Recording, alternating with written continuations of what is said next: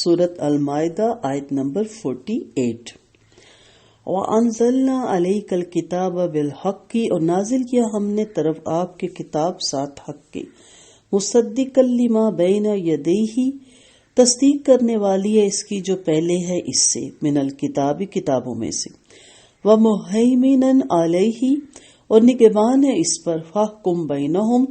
پس فیصلہ کیجیے درمیان ان کے، بما انزل اللہ، اس کے مطابق جو نازل کیا اللہ نے، ولا تتبعی، اور نہ آپ پیروی کیجیے، اہواءہم، ان کی خواہشات کی، اما جاءک من الحق، اس سے جو آ گیا آپ کے پاس حق، لکل جعلنا منکم شرعۃ، اور ہر ایک کے لیے بنایا ہم نے تم میں سے ایک راستہ، ومنہاجا، اور ایک طریقہ، وَلَوْ شَاءَ اللَّهُ، اور اگر چاہتا اللہ تعالیٰ، لَجَعَلَكُمْ أُمَّةً وَاحِدَةً، البتہ وہ بنا دیتا تمہیں امت ایک ہی، وَلَكِنْ، لیکن، لِيَبْلُوَكُمْ فِي مَا آتَاكُمْ، اس لیے کہ وہ آزمائے تمہیں اس میں جو عطا کیا اس نے تمہیں، فَاسْتَبِقُوا الْخَيْرَاتِ، پس سبقت لے جاؤ نیکیوں میں، إِلَى اللَّهِ مَرْجِعُكُمْ جَمِيعًا، طرف اللہ ہی کہ تم سب کا لوٹنا ہے، فَيُنَبِّئُكُم بِمَا كُنتُمْ فِيهِ تَخْتَلِفُونَ، پھر وہ بتائے گا تمہیں وہ جو تھے تم جس میں تم اختلاف کرتے۔ اوپر کی آیت میں توریت اور انجیل کے اوصاف بیان کیے اور اہل کتاب کو ان پر عامل نہ ہونے کی وجہ سے کافر، ظالم اور فاسق قرار دیا۔ اب اس آیت میں قرآن کی توصیف بیان کی گئی اور آپ صلی اللہ علیہ وسلم کو مخاطب کر کے فرمایا کہ قرآن کے مطابق فیصلہ کرو۔ مہینن کے معنی محافظ، نگہبان اور شاہد کے آتے ہیں۔ قرآن پاک سابقہ کتابوں کا محافظ ہے، یعنی ہدایت کے جو علوم، معانی اور مضامین پہلے کتابوں میں تھے وہ سب کمال امانت کے ساتھ بیان کرتا ہے، اور یہود کی تبدیل کی گئی غلط تعویلات کو بیان کرتا ہے۔ معنی بھی ہے کہ توریت اور انجیل کے ہر حکم کو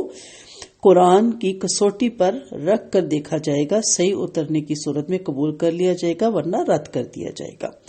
کہا گیا فاحکم بینہم بما انزل اللہ، اس سے پہلی آیت 42 میں نبی کریم صلی اللہ علیہ وسلم کو اختیار دیا گیا تھا کہ آپ ان کے معاملات کے فیصلے کریں یا نہ کریں، آپ کی مرضی، لیکن اب اس کی جگہ یہ حکم دیا جا رہا ہے کہ ان کے آپس کے معاملات کے بھی قرآن کے مطابق فیصلے فرمائیے۔ لِكُلِّ جَعَلْنَا مِنْكُمْ شِرْعَةً وَمِنْہَاجًا، اس کے مخاطب یہود اور نصارہ اور مسلمان ہیں، یعنی گو تمام انبیاء کا دین ایک ہی ہے، مگر اپنے اپنے وقت میں ہر امت کی شریعت اور طریقے مختلف رہے۔ ہر بعد میں آنے والے نبی کی شریعت میں پہلی شریعت سے مختلف احکام پائے جاتے رہے۔ اب نبی آخر الزماں کی شریعت ہر لحاظ سے مکمل اور قیامت تک کے لیے ہے۔ ایک حدیث میں انبیاء علاقی بھائی ہیں، ان کی مائیں مختلف ہے اور ان کا دین ایک ہے، یعنی سب کا دین اور رسول تو ایک ہے، اختلاف جو کچھ بھی ہے وہ صرف فروعی احکام کی حد تک ہے۔ اب آخری نبی کے بعد نہ کسی پہلے نبی کے احکام اور مسائل پر عمل ہوگا، اور نہ اس امت کے کسی امام اور مجتہد کے قول، رائے یا فتوے پر۔ پھر اس آیت میں اللہ تعالیٰ نے فرمایا اللہ چاہتا تو تمہیں ایک ہی امت بنا دیتا، لیکن اللہ نے لا جعلکم امۃ واحدہ وَلَكِنْ لِيَبْلُوَكُمْ فِي مَا آتَاكُمْ، یعنی اگر اللہ تعالیٰ چاہتا تو سب کو جبراً ایک ہی امت بنا سکتا تھا نا، اس کے لیے کوئی چیز ناممکن نہیں، مگر یہ اختلاف اس لیے کہ اللہ تعالیٰ تمہارا امتحان کرنا چاہتا ہے کہ تم اس عقل اور ان اختیارات کو کیسے استعمال کرتے ہو جو اس نے تمہیں دیے ہیں، تاکہ اس پر جزا اور سزا ہو سکے۔ جو عقل اللہ نے آپ کو دین کو سمجھنے کے لیے دی تھی، نہ کہ دہریہ بننے کے لیے یا دین کے خلاف بات کرنے کے لیے یا دین کو فنڈامنٹل کہنے کے لیے یا اس کو کرٹیسائز کرنے کے لیے، اس دماغ کو استعمال کریں اور دیکھیں، 400 آپ کو اللہ تعالیٰ کی نشانیاں نظر آئیں گی۔ مسلمان کے لیے بڑی خوبصورت یہ چھوٹا سا جملہ ہے، فاستبقوا الخیرات، یعنی خواہ خواہ کی کج پیسوں کو چھوڑ کر ان نیکیوں کو اختیار کرنے کے لیے ایک دوسرے سے آگے بڑھو، جن کا ابھی تمہیں آخری شریعت میں حکم دیا جا رہا ہے۔ فاستبقوا، سبا کا روٹ ہے نا، سبقت لے جاؤ،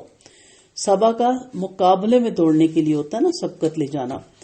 اور آگے بڑھنا، تو اس لیے کہا گیا کہ بجائے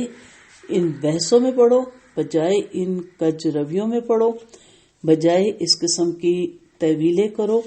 ان ساری باتوں کو چھوڑو اور سیدھا سیدھا نیکیوں کی طرف آگے بڑھ جاؤ۔ انسان کو اللہ تعالیٰ نے قوت تمیز، قوت ارادہ اور قوت اختیاری اسی لیے دیا کہ یہ معلوم ہو سکے کہ انسانوں میں سے کون اللہ اور اس کے رسول کی اطاعت اور فرمانبرداری کرتا ہے، کون اس سے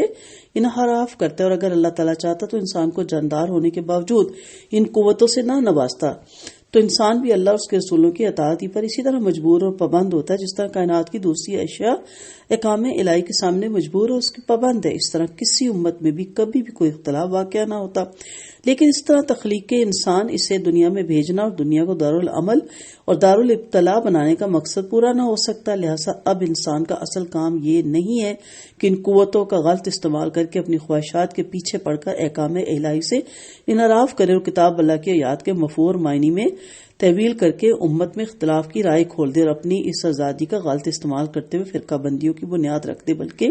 اس کا اصل کام یہ ہونا چاہیے کہ اس کی آزادی رائے، ارادہ اور اختیار کو احکام الہی کے تابع رکھتے ہوئے نیکی کے کاموں میں ایک دوسرے سے بڑھ چڑھ کر حصہ لے۔ اس کا اصل مقصد یہ ہے، اس مقصد کی طرف وہ واپس لوٹے اور اپنے آپ کو اس کاموں کی طرف محو کرے۔ فاستبقوا الخیرات، نیکیوں میں سبقت لے جائے، نیکیوں میں آگے بڑھے، نیکیوں سے مت رکے اور ساری چیزوں کو پیچھے چھوڑ دے اور اپنے آپ کو نیکی کی راہ پہ لگا دے۔ اور کیوں نیکیوں میں سبقت لے جائے؟ کیونکہ الاللہ مرجعکم جمیعا، سب کو لوٹ کے تو اللہ ہی کی طرف جانا ہے، پھر وہ خبر دے دے گا اس میں جو تم اختلاف کرتے تھے، یعنی فرقہ پرستوں کے اختلافات، ان کی اپنی ہٹ دھرمی اور باہمی ضد کی وجہ سے اس دنیا میں ختم نہیں ہو سکتے۔ ان کا آخری فیصلہ نہ مجالس نہ مناظرے میں ہو سکتا، نہ میدان جنگ میں۔ یہ فیصلہ اللہ تعالیٰ خود قیامت کے دن کر دے گا۔ اس وقت انہیں معلوم ہو جائے گا کہ جن جھگڑوں میں انہوں نے اپنی عمر ضائع کر دی تھی ان کا حق کا پہلو کتنا تھا اور باطل کا کتنا تھا۔ تو اس لیے تبلیغ ضرور کریں، سمجھائے ضرور، جتنی اللہ تعالیٰ نے ہمت دی ہے اس کو سامنے رکھتے ہوئے شفقت سے، حکمتوں کے ساتھ تبلیغ جاری اور ساری رکھیں۔ باقی اگر آپ کہیں کہ یہ حق پہ آ جائیں گے یا آپ ان کو ہدایت دے دیں گے تو یہ ہماری ذمہ داری نہیں ہے۔ یہ تمام اختلافات اللہ سب کو ہدایت دے، جو سمجھ جائے گا وہ دین شریعت پہ آ جائے گا، جو نہیں سمجھ جائے گا وہ خود اپنے رب کو اس کا جواب دے۔ ہمیں نیکیوں اور بھلائیوں کے کاموں میں سبقت لے جانی چاہیے، ان کاموں کے پیچھے پڑ کے، مناظرے اور بحثوں کے پیچھے پڑ کے اپنے قیمتی وقت کو جس میں رہ کر ہم اپنے اللہ کی رضا کے کام کر کے اپنے رب کے سامنے سرخرو ہو سکتے ہیں، اس کو ضائع نہیں کرنا چاہیے۔